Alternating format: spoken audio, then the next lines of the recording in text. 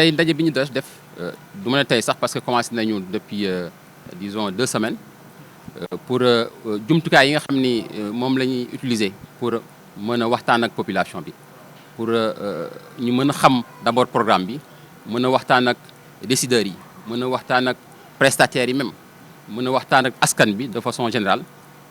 dañ fee ñëwoon toog fi ay fan pour jéem ko defaraat parce que amoon nañu ay jumtukaay yoo xam ne xawoon na yàgg tuuti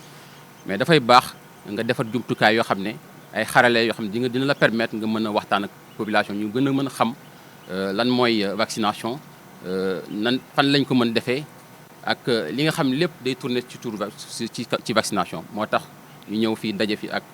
ànd ak suñuy partenaires ànd ak si ñoo xam ne seen liggéey dafa xarañ ci wàllum communication pour que véritablement ñu mën a defal ay jumtukaay yoo xam ne dinañ permettre ñu mën a waxtaan ak askan bi defal nañ ay jumtukaay nag yu bëri yoo xam ne ay affiche la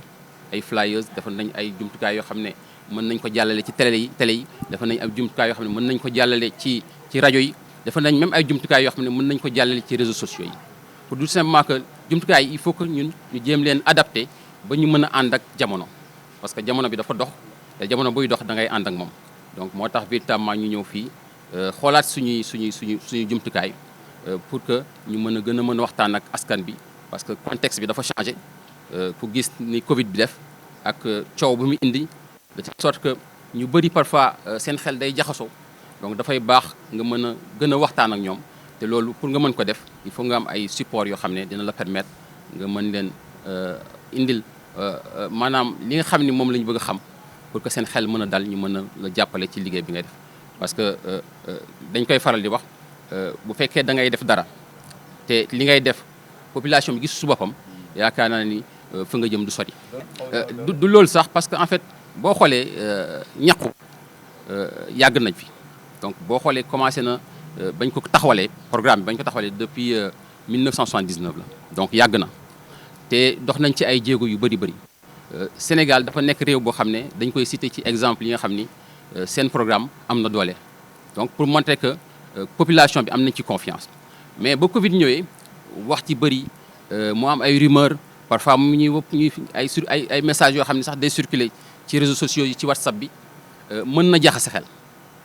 te bu jaxasee xel nit ki moom dina màtte wala du màtte souvent da ngay téye sa loxo donc mais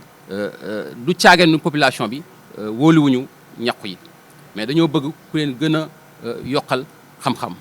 pour que ñu gën a rassurer pour que véritablement li nga xam ne ñu ngi koy yëkkati di ko jëble ci askan bi surtout xale yi nga xam ne ñooy doon mag ëllëg ñu mën a véritablement jot ci tamit ci xel bu dal boo xam ne dina leen permettre en tout cas xale yi ñu mën leen aar bu baax a baax. lu ma ci mën a wax par rapport ak loolu mooy programme bi def na ci ay jéego yu bëri du ma ne programme sax état laay wax def na ci ay jéego yu bëri parce que ñaq dafa nekk produit boo xam ne dafa sensible dafa nekk loo xam ne da nga koy conserver mais doo ko conserver ci n'importe quelle température de telle sorte que boo xoolee ci système bi nga dem lu mel ni ministère de la santé ñun suñu direction am nañ fa ay chambre froide yoo xam ne bu vaccin bi jógee bitim réew dañ koy garder buy vaccin bi tamit war a dem ci région yi dañu am ay camions yoo xam ne ci lañ koy def ay camions frigorifiques yoo xam ne ci lañ koy def pour mën a conserver vaccin bi ci température yi nga xam ni moo war buñ ko yóbbee ci région yi am na xarañte bu bees buñ sax boo xam ne teg nañ ko mooy vaccin yi tamit dañ leen di jël yóbbu leen ci district yi jógee ci district yi yóbbu leen ci poste de santé yi nga xam ne ñoo gën a sori donc c'est-à-dire poste de santé bu Fongolémi région de Kédougou nga xam ne ñun ñooy jëlee vaccin yi yóbbu ko ba foofu région bi mën na ko jël yóbbu ko ci district bu Kédougou jël ko yóbbu ko ba ci poste de santé bu Fongolémi pour que vaccin bi mu mën a nekk ci conditions yoo xam ne mooy conditions yi gën a baax pour que fabricant bi nu mu ko defaree mu bañ am benn jafe-jafe buñ ko joxee xale bi donc loolu c'est pour dalal xel askan bi pour wax leen ni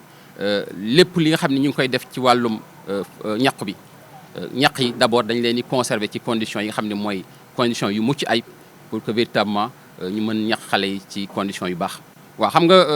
ñaq bi yemul donc ci tout tànk yi jigéen yi nga xam ni am nañu juróom-ñeenti at ba fukki at ak ñeent même dañ leen di ñaq bi ñuy wax ñaq contre le cancer du col maanaam cancer bi nga xam ne mooy jàpp buntu jurukaay mu nekk cancer boo xam ne cancer bu doy waar la parce que imaginez par exemple nga nekk jeune fille surtout damay jël jigéen yi nga xam ne dañuy góorgóorlu di liggéey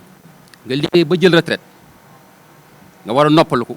uuf say sët uuf sa njaboot cancer ñëw dal la xam nga loolu bu fekkee ni am na ñaq boo xam ne mën na ko aar te cancer ñaq bi ñu am mooy le seul vaccin bi nga xam ne moo mën a aar cancer donc loolu il faut que ñu bàyyi ci xel bu la yàlla suturaal nga am ñaq boo xam ne mën na aar cancer te gis nañu cancer jafe-jafe yi nga xam ne mën na ko jur ci njaboot mën na tas sëy mën na tas njaboot mën na tas yaakaar donc loolu yëpp boo xamee nga am ñaq boo xam ne mën na la aar da nga ciy jàppandu waaw xam nga waxtaan moom du doy sensibilisation du ma so doy moo tax comme ni ñu ko waxee ñu ñëw tey defaraat outils yi defaraat support yi nga xam ni moo ñuy permettre ñu gën a waxtaan ak askan bi parce que askan bi jamono dafa changé feebaru Covid indi na fi ay jafe-jafe yu bëri de telle sorte que xel yi parfois dañuy jaxasoo donc dafay baax nga gën a mën a waxtaan ak ñoom indil leen information bi gën a soxla pour mën leen rassurer parce que en fait booy xool population yi bañu ñu ñax mais lu ñu bëgg mooy bu ñuy ñaxu ñu xam lu tax ñu war a ñaxu lu tax seen doom yi war a ñaxu pourquoi ñu war a ñaxu te loolu je pense que boo defee communication indi ay support yoo xam ne dina tax ñu gën a xam su boobaa du jur benn jafe-jafe donc loolu moo tax souvent ñuy insister ci communication bi surtout en matière donc de vaccination et pour dire cela Covid nous a appris beaucoup de choses pour qu'on puisse communiquer davantage avec les populations. C'est dans ce sens-là que nous avons tenu à actualiser nos supports de communication sur le PEV, que ce soit les supports imprimés, que ce soit les supports audiovisuels ou bien les supports digitaux, pour véritablement prendre en compte le contexte actuel et mieux communiquer avec les populations. Et qu'en est-il du PEV? Vous savez, le programme élargi de vaccination, c'est un programme qui nous a valu beaucoup de succès. Et c'est depuis sa mise en place en 1979, le programme a eu à faire beaucoup de progrès. Et avec l'avènement de la Covid, c'est un programme qui a connu aussi des soubresauts de la vaccination Covid, mais qui n'est pas tombé à genoux. C'est un programme qui est resté résilient par rapport à la Covid. Actuellement, quand nous regardons les performances, nous avons donc des couvertures vaccinales. En 2022, par exemple, si je prends l'exemple du vaccin qu'on appelle le Penta 3, on est à 88%. Le pentavalent. Quand je prends le vaccin contre la rougeole, on tourne autour donc de 83%. Ça, c'est des données d'enquête. C'est vrai que par rapport aux données administratives, le contexte actuel donc du grève du personnel, de grève donc du personnel fait que on n'a pas les données administratives. Mais les données d'enquête quand même nous donnent des informations sur les performances donc du programme. Pour dire simplement que c'est un programme qui est toujours résilient malgré le contexte actuel que nous vivons. Pour le PEV, nous avons les enfants d'abord de 0 à 23 mois. Nous avons aussi les jeunes filles de 9 à 14 ans qui sont vaccinées contre le cancer du col de l'utérus. Et nous avons aussi les femmes enceintes et les femmes en âge de reproduction, donc qui sont vaccinées contre le tétanos. Voilà un peu donc les cibles qui sont, en tout cas, les cibles donc du programme que nous essayons donc de toucher à travers donc des activités que nous menons, qui sont déroulées soit au niveau donc des structures sanitaires, mais aussi en dehors des structures sanitaires, parce que vous savez que il y a des populations qui vivent au-delà donc de 15 km, qui sont loin donc des structures sanitaires. Donc c'est important, au-delà donc des activités qui sont menées dans les structures, de pouvoir développer des stratégies pour pouvoir rapprocher davantage les services de vaccination aux populations. Nous visons pour ces nouveaux supports, nous voulons véritablement renforcer la confiance des populations. Le PEV, c'est un programme qui est connu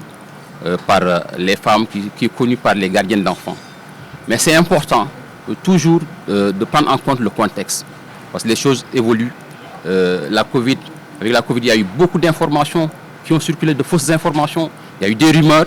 Donc c'est important de pouvoir actualiser les supports et d'adapter donc cette communication par rapport au contexte actuel. C'est dans ce sens-là véritablement que nous avons tenu à organiser cet atelier. Et nous l'avons organisé avec des spécialistes de la communication,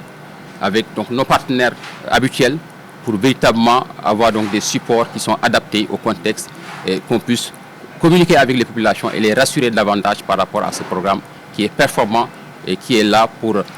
disons, les enfants, qui est là pour